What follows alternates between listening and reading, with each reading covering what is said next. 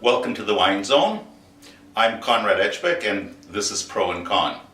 Today, my guest is Ernst Loosen from the German house of Dr. Ernst Loosen. Doctor was your Dr. father. Loosen, yes. And also of Villa Wolf, Villa which is a Wolf. second company that Yes. you do for a different type of wine. But today we're talking specifically about Dr. Loosen and your 2014 Riesling, Riesling is the grape of Germany. It is definitely. There's the no grape. question. If anybody's saying If Riesling, you there's- mean Germany. Yeah, Germany definitely is still what I say, the largest producer of Riesling in the world. I think from the 100,000 hectares, nearly 100,000 hectares of worldwide production, nearly the half is still in Germany. And I would say that it is also the producer of the finest Riesling in the world. Well, we have definitely a very long tradition growing Riesling. Riesling was first time mentioned 1500 something in Germany, and a lot of regions like the Mosel has a more than 200-year long tradition growing Riesling. So I would say it is enough time to experience how to make great wines. Right. Now, Riesling to me is the most fascinating grape because it's the most versatile grape. You can do anything with it. You can make the driest of dry wines. extremely You can make the good. sweetest of You can sweets. do You can make ice wines. You can make So anything in between. so many different styles you can do with Riesling. It's amazing. And even in all of the styles, they are always so food friendly. Yeah, it is, from dry to medium dry to fruity, light and fruity to noble sweet.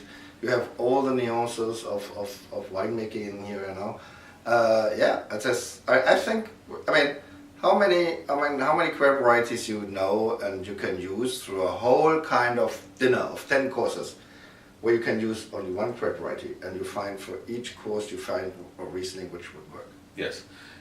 And yet, it seems to me that Riesling, although 100, 150 years ago, it was the most important grape. It was the most very appreciated grape. famous, yeah. Today it seems to be one of the hardest to sell. It's true. Say it is the connoisseur's darling, I would say, if you go to the journalists, like Chances Robinson. Like me, I love it. And or sommeliers, they love it, But sadly, this message didn't came through to the consumer yet, And it's still easier to sell an odd, say, Pinot Grigio from Italy, as a fine Riesling from Germany. Which is really sad when you consider the quality of yeah. the two. But I think it is the complexity of the grape variety and the complexity of the wine that is for an average drinker. It's a little bit difficult to understand because it's so much to learn with Riesling, Right, all these things, that makes it for freaks, wine freaks love it, They love this wine. They love this grape. in any incarnation, Yeah, it's wonderful. yeah, And yet so many absolutely. people are stuck in this. It either has to be dry or it has to be sweet. I mean, And people, the funny thing is that people don't have to be afraid of it, I see it every time that the people say, I don't know, Riesling, so then you give them a drink and they say, oh, that's wonderful, it's beautiful. And so I wasn't aware that it is so nice. The funny thing that's a lot of the people have no clue what they really think about. Well, yeah, when and you, so you they have there's to a- taste it. As soon as the people taste the Riesling, I would say 90% love it. Well, I don't drink sweet wine, but then they'll order a sweet Yeah. dessert. Yeah, I mean, we're the it's- country, It we're is- the world, we're and it eating is way too much sugar. At the end of the day, that we saw it so often, that the people say, yeah, it said, I don't know, isn't it sweet? And so, and then they taste it, and then if they experience, it's not as sweet as I thought. It is beautiful, it's wonderful, It is definitely a wine which you have to get people to taste, and then and in 90% it is an eye opener. The people, that's lovely, I like it, So I thought always something totally different, Well, just to add to this is, for me, most wines have a place. And for me, Riesling can be any place.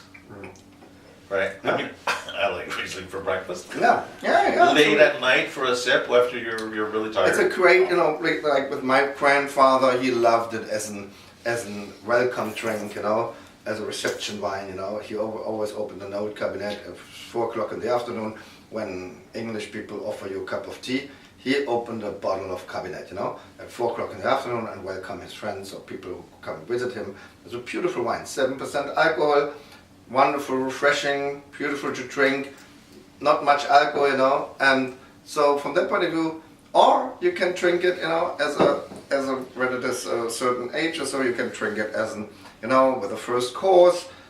You can drink it at the end of the meal again to refresh your palate.